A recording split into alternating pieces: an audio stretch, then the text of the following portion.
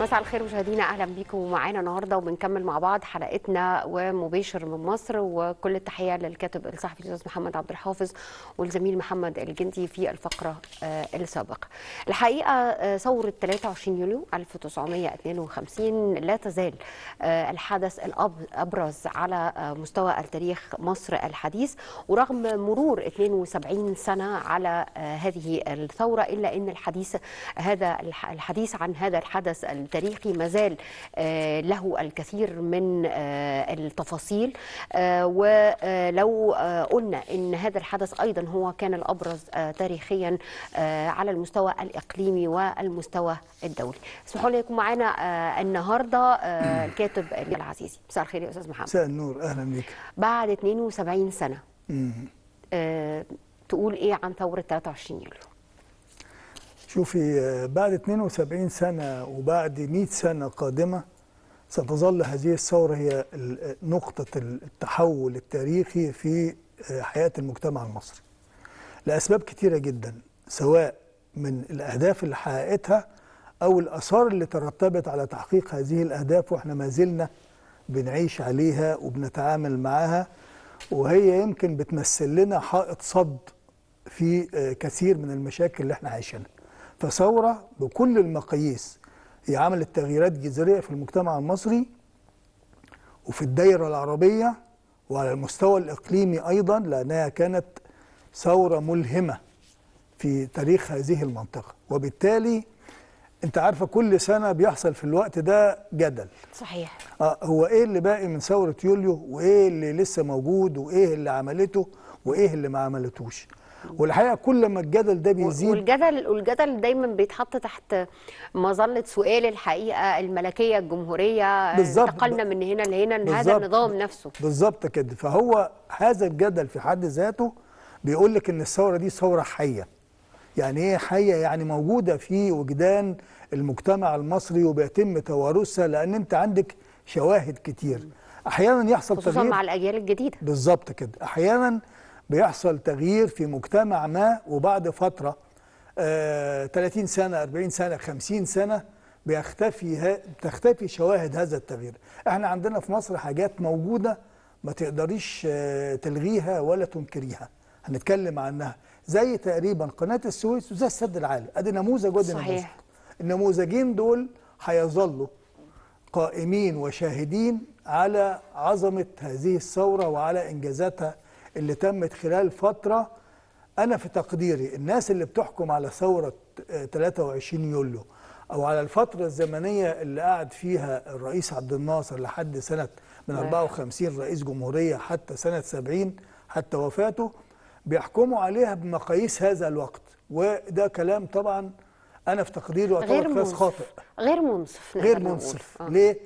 الظروف الدولية اتغيرت، والظروف الإقليمية اتغيرت، وظروف المجتمع نفسه اتغيرت، الظروف المحيطة بالمنطقة كلها اتغيرت. وبالتالي صحيح. لما تحكمي على أي قرار ما ينفعش تحكمي عليه بأدوات هذه الفترة، لازم صحيح. تحكمي عليها بأدوات الفترة اللي كانت موجودة فيها. صحيح. عشان يبقى التحليل أو التقييم منصف أكتر.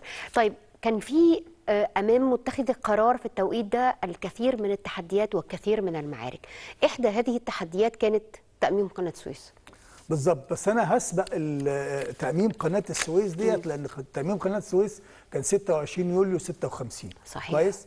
إنما بعد الثورة مباشرة كان عندنا تحدي الجلاء 54 وكان عندنا كمان تحدي إعلان الجمهورية، لأن أنت بتتحولي من نظام ملكي إلى نظام جمهوري. وما يتبع النظام الملكي شيء وما يتبع النظام الجمهوري شيء آخر. فكان عندك تحديات صعبة. التحديات دي مرت، يعني إعلان الجمهورية في 53 وبعد كده الجلاء في 54، وجينا نفكر في مشروع تأميم قناة السويس. هو كان تأميم قناة السويس يمكن 26 يوليو 56. كويس. الثورة لما قامت مباشرة بعد شهرين ثلاثة، انت عارف احنا واجهنا في موضوع بقى الملكية، واجهنا قانون الإصلاح الزراعي اللي هو أول هدف من أهداف أو ضمن أهداف الثورة القضاء على الإقطاع. الإقطاع اللي هو كان الناس اللي عندها آلاف من الأفدنة ومصريين كتير بيشتغلوا اجراء ياخدوا بس يعني الوجبه بتاعتهم وخلاص وانتهت على كده. اروح للجزئيه دي. زي ما حضرتك قلت دايما في نفس هذا التوقيت بيحدث الجدل. ايوه بالظبط. الحديث في الجدل في هذه يعني القضيه تحديدا اللي هي الاصلاح الزراعي، ان قانون الاصلاح الزراعي الارض قسمت. كويس حلو. ويعني في بقى البعض بيقول ان حصل تفتيت للاراضي الزراعيه. شوف القانون في حد ذاته كان بيهدف لان انت تعملي نوع من انواع العداله الاجتماعيه للمجتمع المصري، ان انت تخلي معظم الناس اللي بتشتغل اجراء يبقوا ملاك عشان يساهموا في اقتصاد الوطن. ما يبقاش المساله انا اجير عند واحد بيشتغل عنده مئات والاف. الفكره ديت كانت فكره بتحقق نوع من العداله الاجتماعيه وبتعمل حاله من حالات الرضاء الشعبي والالتفاف حوالين الثوره. انا لما اكون واحد بشتغل اجير عند واحد وبعدين بكره هاخد 5 أفدنة ابقى انا مالك هزرعهم واطلع منهم انتاج، فدي بتدي للمواطن نفسه قيمه مضافه انه يبقى شريك في اقتصاد وطنه، شريك. لكن في هل ده ادى اضافه للاقتصاد المصري مع تقسيم الاراضي الزراعيه؟ يعني انا في تقديري ان هي عملت خلال الفتره ديت انتاج محترم جدا، وكانت الناس في حاله يعني طيبه الجزء وجيدة. السلام النفسي والسلام الاجتماعي تم توفيره. بالظبط. على المستوى الاخر دايما بيحصل احيانا عيوب في تطبيق النظريات.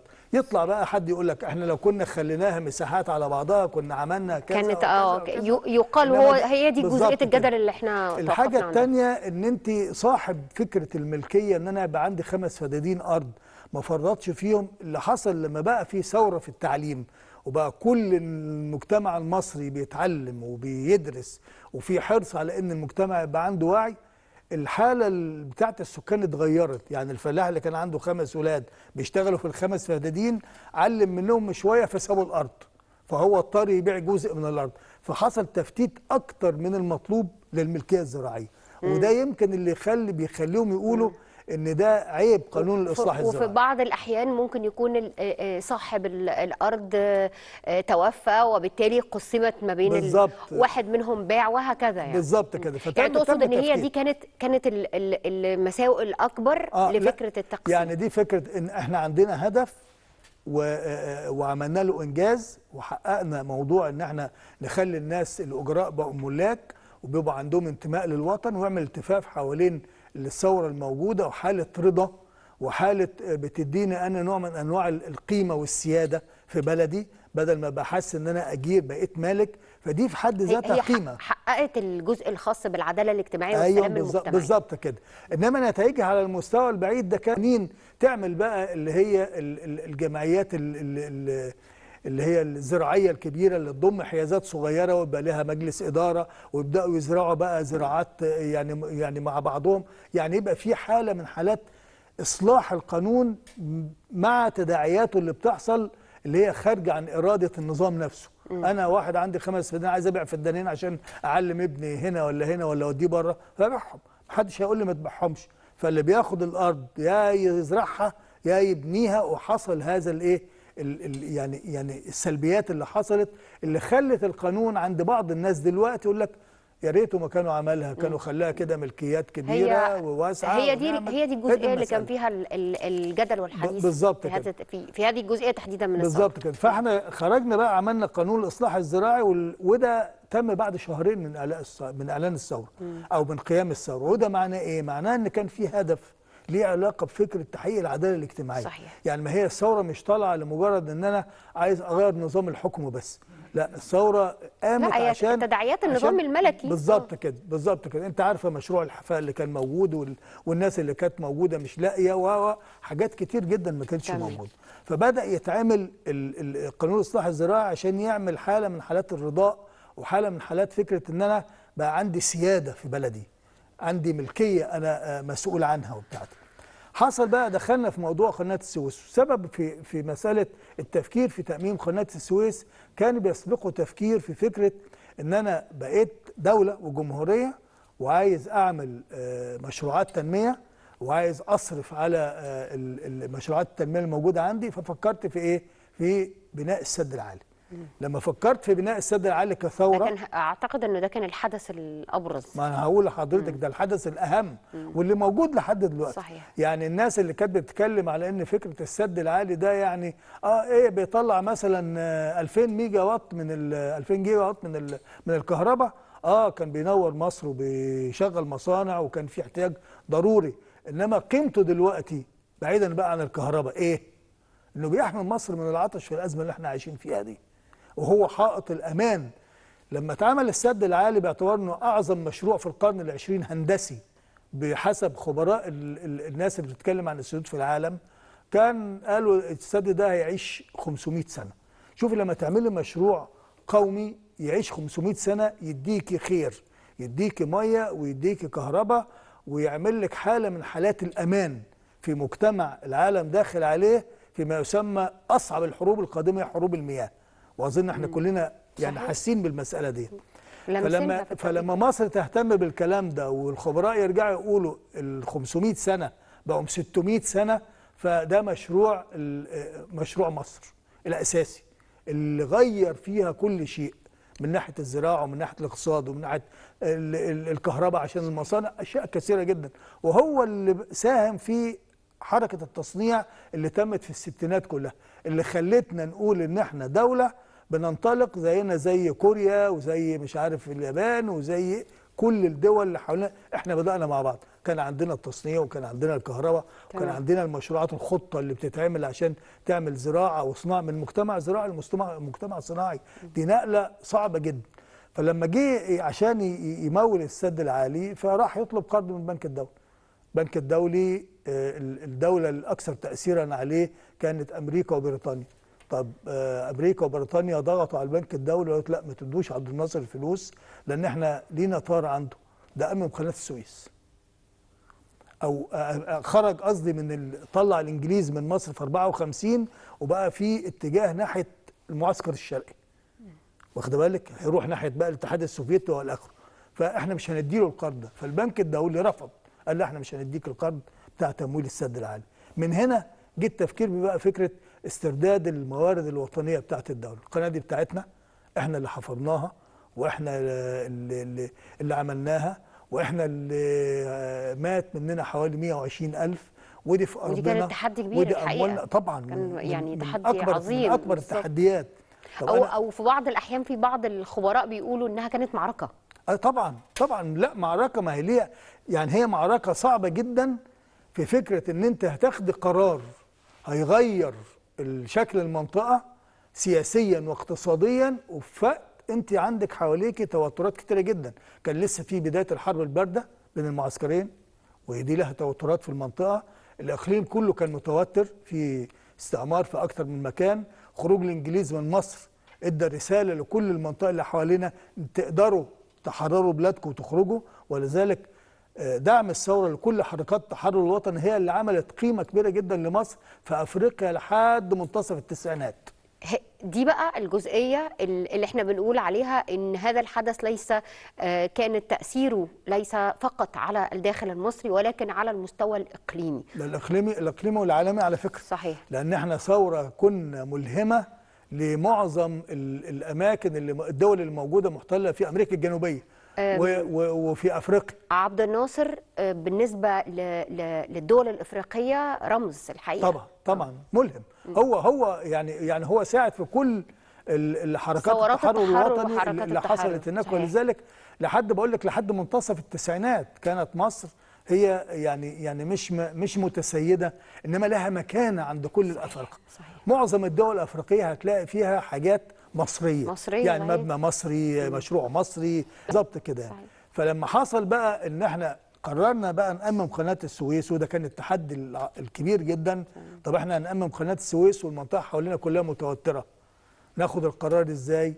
هناخد القرار طيب بعد ما نأمم القناة هنديرها ازاي؟ ده تحدي آخر، ان انت محتاجة محتاجة إدارة مالية وفنية. ان انت ازاي تدير حركة القناة، فده تحدي آخر. التحدي الأكبر منه اللي جاب بعد كده العدوان الثلاثي على مصر، فرنسا وبريطانيا مش هيرضوا ان هم يعني القناه تتأمم والشركه العالميه بتاعتهم تنتهي وكل الاموال اللي كانت بتروح لخزائنهم تبقى موجوده في مصر عشان يبدا يعمل مشروعاته التنمويه في مصر. فجابت تأميم قناه السويس جاب العدوان الثلاثي على مصر. والحقيقه العدوان الثلاثي على مصر رغم انه حصل الا انه عمل شيء محترم جدا، خلى اسم مصر بعد ما تم التحرير بمساعدة طبعا في ضغط دولي كان من أمريكا ومن الاتحاد السوفيتي على أن الاحتلال ده لازم ينتهي.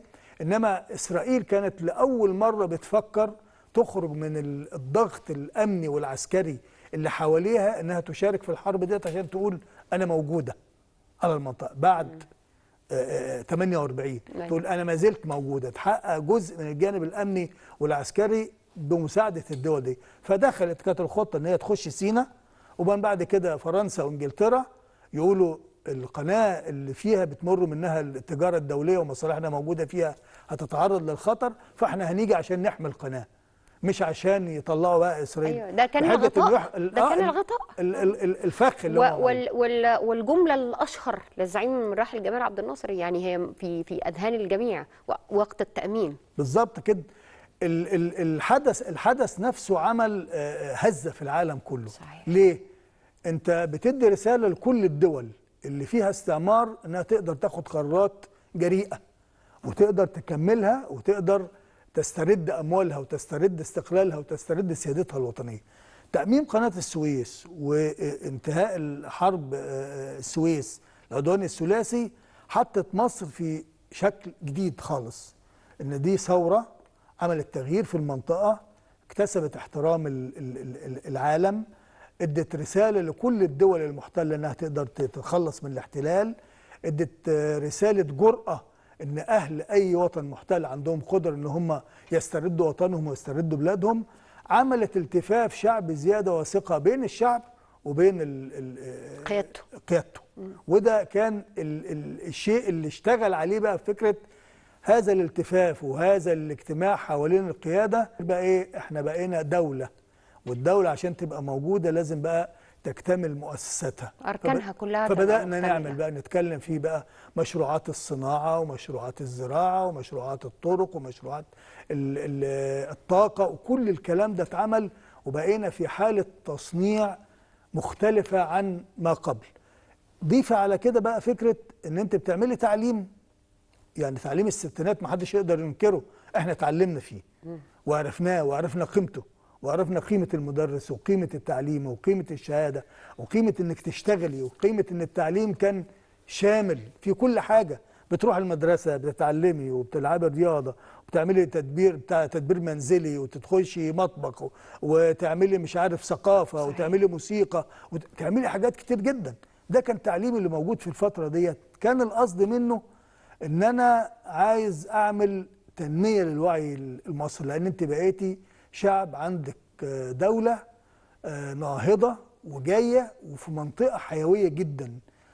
طول عمر قناة السويس وهي إلى جانب أنها مصدر بتخلي مصر في موقع استراتيجي مهم، لأنها دائما بتجلب لك خطر. يعني العالم كله بيبقى عينه عليها. بيبقى عينه عليها، ده حقيقي. حتى لحظتنا دلوقتي دي. حتى الحال. بالظبط. أنا بشكر حضرتك جدا. الحقيقة الحديث عن ثورة 23 يوليو حديث لا ينتهي، وزي ما حضرتك قلت هو دايما هذه الثورة ملهمة، ودايما هناك أنا عايز بس أقول لحضرتك الجدل الدائر حولها في 10 ثواني. اتفضل. يعني فلاشات كده على الفترة ديت. في ال 18 سنة من 54 أو من 52 لحد 70 اتبنى 18,000 مدرسة، بمعنى ان انت كان عندك كل يوم مدرستين ونص بيتبنوا، واتبنى 13,000 او 12,000 ونص مستشفى ومركز صحي في مصر. وده في ال 18 لما تحسبيهم على الايام تحس ان في الفتره ديت كان بتبني كل يوم مدارس وكل يوم مستشفيات وكل يوم مراكز ثقافيه. صحيح. وكل يوم جهد على كل الارض المصريه. أكيد. أنا بشكر حضرتك جدا، كل سنة وأنت طيب. وشكرا جزيلا كاتب الصحفي محمد يوسف العزيزي، مرة تانية شكرا جزيلا يا فندم. وبشكركم مشاهدينا على حسن المتابعة، وإن شاء الله بكرة أسرة جديدة مباشر من مصر. إلى اللقاء.